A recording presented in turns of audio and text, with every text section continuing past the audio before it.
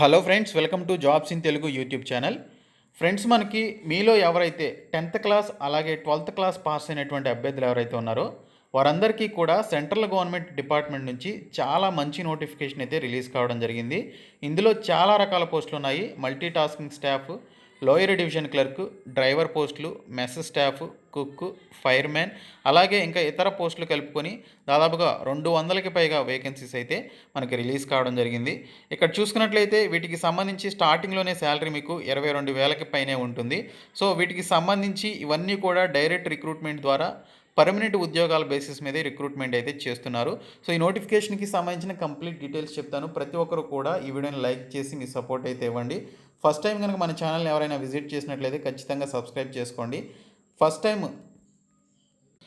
Friends, APPSC, TSPSC ఎగ్జామ్స్కి prepare అయ్యేటువంటి అభ్యర్థుల కోసం అన్అకాడమీలో టాప్ ఎడ్యుకేటర్స్ తోటి బ్యాచ్ కోర్సెస్ అనేవి స్టార్ట్ చేయడం జరిగింది. గ్రూప్ 1, గ్రూప్ 2కి సంబంధించి అలాగే ఎస్ఐ కానిస్టేబుల్కి సంబంధించినటువంటి ఈ యొక్క బ్యాచ్ కోర్సెస్ అనేవి స్టార్ట్ చేశారు. అలాగే టెస్ట్ సిరీస్లో కూడా మీరు పార్టిసిపేట్ చేయొచ్చు. దీనికి సంబంధించినటువంటి బ్యాచ్ కోర్సెస్లో మీరు జాయిన్ అవ్వచ్చు. అలాగే ఫ్రీ క్లాసెస్కి సంబంధించినటువంటి లింక్స్ను కూడా అన్లాక్ చేసుకొని BSK10 అనేటువంటి కోడ్ని యూజ్ చేసి అన్లాక్ చేసి క్లాసెస్ అనేవి చూడొచ్చు. వీటికి సంబంధించి డైలీ T20 సిరీస్లో పార్టిసిపేట్ చేయొచ్చు ఫ్రీగా. దీనికి సంబంధించిన లింక్స్ అన్నీ కూడా డిస్క్రిప్షన్లో ఉన్నాయి. మీరు ప్లస్ సబ్స్క్రిప్షన్ తీసుకోవడం ద్వారా కంప్లీట్ సిలబస్ అనేది మీకు తెలుస్తుంది. అలాగే ప్రాక్టీస్ టెస్ట్లు ఉంటాయి, PDF మెటీరియల్స్ ఇస్తారు, డౌట్ క్లియరింగ్ సెషన్స్ కూడా టాప్ ఎడ్యుకేటర్స్ తోటి మీకు చెప్పడం జరుగుతుంది. సో సబ్స్క్రిప్షన్ తీసుకునేటప్పుడు BSK10 అనేటువంటి కోడ్ని యూజ్ చేసి తీసుకోండి. మీకు అప్పుడు 10% డిస్కౌంట్ అయితే వస్తుంది. సో డిస్క్రిప్షన్లో లింక్స్ ఉన్నాయి. వీటికి సంబంధించినటువంటి ఈ యొక్క సబ్స్క్రిప్షన్ తీసుకొని క్లాసెస్లో జాయిన్ అవ్వండి. ఫ్రెండ్స్, ఈ వీడియో చూస్తున్న ప్రతి ఒక్కరు కూడా ఫస్ట్ లైక్ చేసి సపోర్ట్ చేయండి. మనకి నోటిఫికేషన్ అనేది ఇండియన్ ఎయిర్ ఫోర్స్ నుంచి గ్రూప్ C సివిలియన్ పోస్టులకి సంబంధించి డైరెక్ట్ రిక్రూట్మెంట్ బేసిస్ మీద ఈ యొక్క రిక్రూట్మెంట్కి సంబంధించిన నోటిఫికేషన్ అయితే విడుదల చేశారు. ఇక్కడ చూసుకున్నట్లయితే multi tasking staff, house keeping staff, mess staff, LDC clerk, Hindi typist, stenographer, store keeper, అలాగే లాండ్రీమెన్, ఆయా, carpenter, painter, vulcaniser, civilian mechanical transport driver, cook, firemen అని చెప్పేసి ఇలా చాలా రకాల పోస్టులు అయితే విడుదల కావడం జరిగింది. ఇక్కడ చూసుకున్నట్లయితే వీటికి సంబంధించి ఎన్ని వేకెన్సీస్ ఉన్నాయి, వాటికి సంబంధించిన పే మ్యాట్రిక్స్ ఏ విధంగా ఉంటుందనేటువంటి డీటెయిల్స్ అయితే ఇచ్చారు. పైనేమో వీటికి సంబంధించిన క్వాలిఫికేషన్స్ కూడా ఇవ్వడం జరిగింది. అన్ని పోస్టులు కూడా మ్యాక్సిమం 10th క్లాస్ క్వాలిఫికేషన్ ఉన్న వాళ్ళు అప్లై చేసుకోవచ్చు. కొన్ని చాలా తక్కువ పోస్టులకి 12th క్లాస్ పాస్ అయినటువంటి వాళ్ళు అప్లై చేసుకోవచ్చు అని చెప్పేసి ఇక్కడ క్లియర్గా అయితే మనకి మెన్షన్ చేయడం జరిగింది.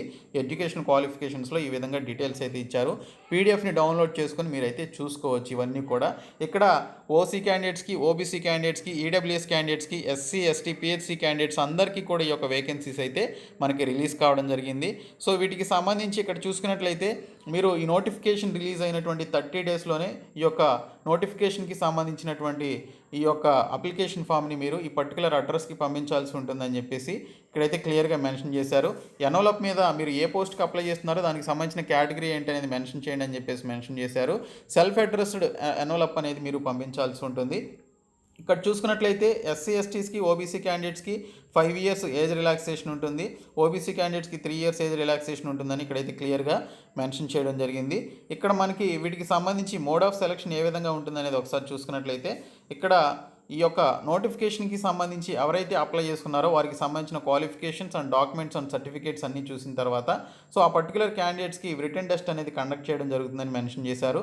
రిటన్ టెస్ట్లో జనరల్ ఇంటెలిజెన్స్ అండ్ రీజనింగ్ ఉంటుంది, న్యూమరికల్ యాప్టిట్యూడ్ ఉంటుంది, ఇంగ్లీష్ ఉంటుంది అండ్ జనరల్ అవేర్నెస్ ఉంటుంది. మొత్తం 4 టాపిక్స్ ఉంటాయని చెప్పేసి ఇక్కడైతే క్లియర్గా మెన్షన్ చేయడం జరిగింది. ఈ యొక్క నోటిఫికేషన్కి సంబంధించిన ఎగ్జామినేషన్లో ఈ యొక్క పేపర్ ప్యాటర్న్ అనేది ఇంగ్లీష్లో కానీ హిందీలో కానీ వీటికి సంబంధించిన క్వశ్చన్స్ ఉంటాయని చెప్పేసి ఇక్కడ క్లియర్గా మెన్షన్ చేశారు. సో ఎవరైతే వీటికి సంబంధించి ఈ యొక్క ఎగ్జామినేషన్లో షార్ట్ లిస్ట్ అయినటువంటి క్యాండిడేట్స్ ఉంటారో వారిని స్కిల్ టెస్ట్కి కానీ లేదా ప్రాక్టికల్ ఆర్ ఫిజికల్ టెస్ట్కి కూడా ఫర్దర్గా పిలవడం జరుగుతుందని చెప్పేసి ఇక్కడైతే క్లియర్గా మెన్షన్ చేశారు. షార్ట్ లిస్ట్ అయినటువంటి candidates original certificates, copies of which were annexed with the application అని చెప్పేసి మెన్షన్ చేశారు. ఒరిజినల్ సర్టిఫికేట్స్తో పాటు వాటికి సంబంధించినటువంటి కాపీస్ని కూడా మీరు సబ్మిట్ చేయాలని చెప్పేసి మెన్షన్ చేయడం జరిగింది. ఇక్కడ మనకి ఈ యొక్క అప్లికేషన్ ఫామ్ అయితే ఇచ్చారు. ఈ అప్లికేషన్ ఫామ్ని మీరు ప్రింట్అవుట్ తీసుకొని మీరు దీనికి సంబంధించి ఏ జాబ్స్కి అప్లై చేస్తున్నారనేది ఇక్కడ మెన్షన్ చేయాలి. ఎందుకంటే మనకి చాలా రకాల పోస్టులు ఉన్నాయి కాబట్టి ఏ జాబ్కి అప్లై చేస్తున్నారనేది మెన్షన్ చేయండి. ఎక్కువగా MTS పోస్టులు ఉన్నాయి, ఆ జాబ్స్కి అప్లై చేయండి. లేదంటే LDCకి సంబంధించి అప్లై చేసుకోవాలనుకున్నవారు ఆ పోస్టులకు అప్లై చేసుకోండి. ఇక్కడ మీ యొక్క ఫోటో అనేది పెట్టాల్సి ఉంటుంది.